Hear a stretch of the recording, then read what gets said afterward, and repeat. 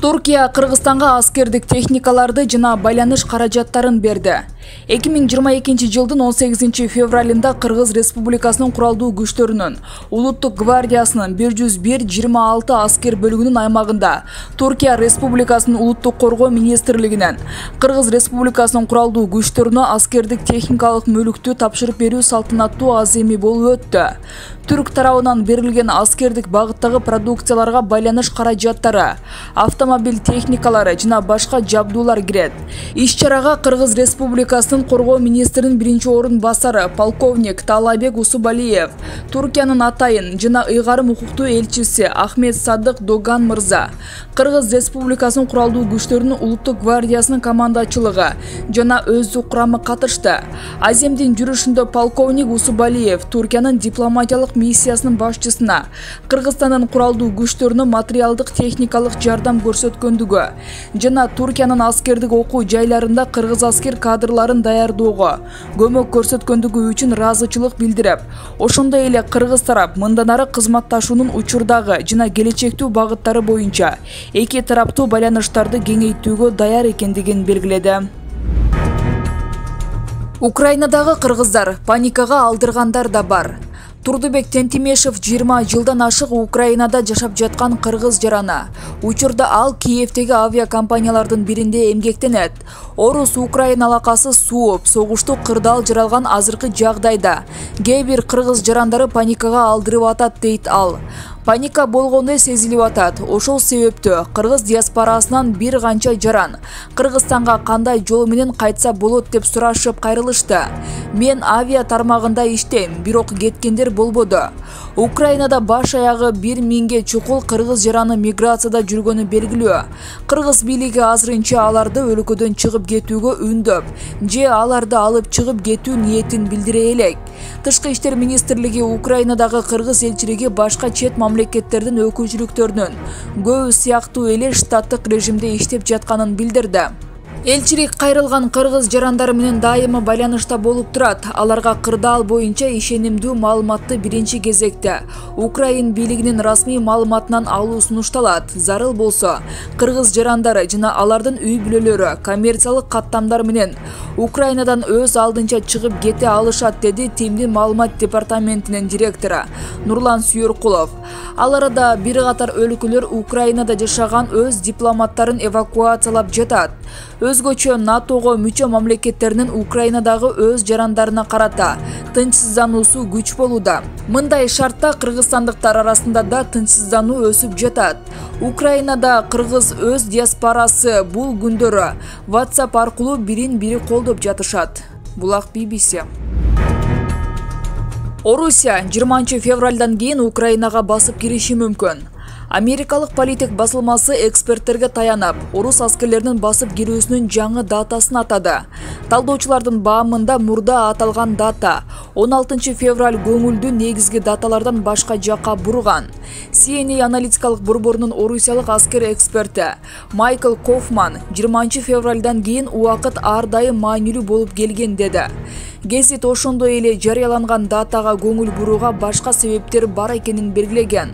Анткени дал ушул убакта Украинанын президенти Владимир Зеленский, АКШнын вице-президенти Камала Харрис жана АКШнын мамлекеттик катчысы Энтони Блинкен катыша турган Мюнхен коопсуздук конференциясы аяктайт.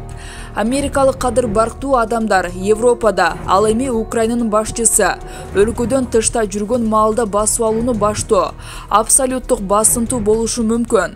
Путин жакшы көргөн геосаясий троллинг деп билдирди политик.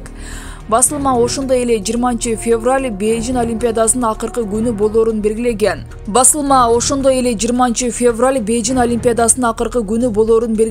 Путин Кытай лидери Си Цзиньпинди кубантуу үчүн жабылуу аземине чейин басып кирбейт деп жыйынтыктады Гезет.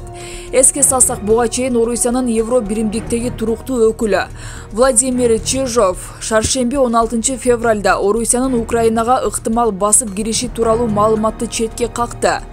Кийинки аптада, же кийинки жумада, же кийинки айда ошондой эле эскалация күтүлбөйт. Европадагы согуштар шаршемби күнү чанда башталат деп ишендирди туруктуу өкүл. Украина кризиси. НАТО менен Киев орус аскери кеткенин көргөн жок. НАТОнун башкы катчысы Йенс Столтенберг альянс орус аскеринин Украинанын чек арасынан кеткен белгисин көрө электигин билдирди. Ушундай эле сөздү BBC'ге Украинанын президенти Владимир Зеленский да айтты. Биз Москванын дипломатиялык аракеттерди улантууга даяр экени жөнүндө кабар угуп жатканбыз. Бирок окуялар болуп жаткан жерде эч кандай деэскалацияны көргөн жокпуз, деди Столтенберг шаршембиде альянстын коргоо министрлеринин жыйыны өтөр алдында. Биз аларды аскерди көбөйтүп жатканын көрүп жатабыз. Дагы көп аскер жолдо баратат, деди альянстын башчысы. Бүгүн НАТОнун коргоо министрлигинин жыйынынын экинчи жана акыркы күнү. Коргоо министрлери НАТОнун чыгыш канатын чыңдоо маселесин талкуулашат. Негизги көңүл Румыния, Болгария жана Венгрияга бурулууда. Жыйынга Украина, Грузия, Финляндия, Швеция жана Евро биримдиктин президенти да чакырылган. Ал ортодо Улуу Британиянын тышкы иштер министри Лиз Трасс Батыш Россиянын аскерлер казармаларга кайтып жатат деген билдирүүсүнө ишенип албаш керек деп эскертти.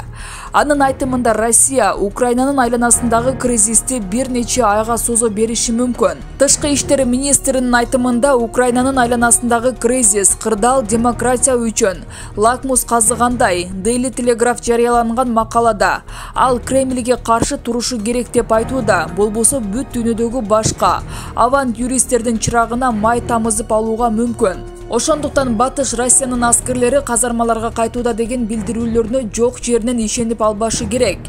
Анын айтымында орустар Украинанын чек арасынан кетип атканынын эч кандай далили жок. Британиянын аскердик чалгын кызматынын башчысы сэр Джим Хокенхаллнын айтымында Россия иш жүзүндө региондо өзүнүн аскердик потенциалын күчөтүүнүн үстүндө. Жакында Киевке бара турган Трасс айым Россия тирешүүнү бир нече айга созо бериши мүмкүн экенин айтты. Бүгүн Бириккен Улуттар уюмунун коопсуздук кеңеши кризисте карайт. Анын алдында БУнун башкы катчысы Антонио Гутерреш Борис Джонсон менен сүйлөшүп, кырсыктуу аскердик эскалациянын алдын алуу зарыл деген бүтүмгө токтошту. Булак BBC.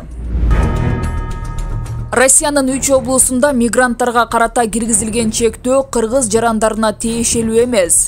Россия Федерациясынын 3 субъектисинде чет өлкөлүк эмгек мигранттарын соода, коомдук транспорт, коомдук тамактануу тармагында иштөөгө тартууга тыюу салуу киргизилгендиги тууралуу маалыматка байланыштуу Кыргызстандын Россиядагы элчилиги түшүндүрмө берди.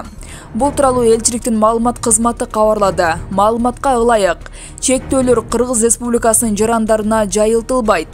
ЭЭП жөнүндө келишимдин 97-беренесинин 2-пунктуна ылайык, мүчө мамлекеттер улуттук эмгек рыногун коргоо максатында ушул келишимде белгиленген чектөөлөрдү кошпогондо өз мыйзамдарында белгиленген чектөөлөрдү орнотпойт жана колдонбойт. Россиянын иш берүүчүлөрүнүн Кыргызстандын жарандарын Россиянын бул 3 облусунда ишке орноштуруудан баш тартуу фактылары болгон учурда аракеттерди көрүү үчүн элчиликтин KG-басы Check.ru, Gmail MFA Check.gov.kg электрондук дарегине жазуу жүзүндө билдирүү жөнөтүүнү суранат деп айтылат маалыматта.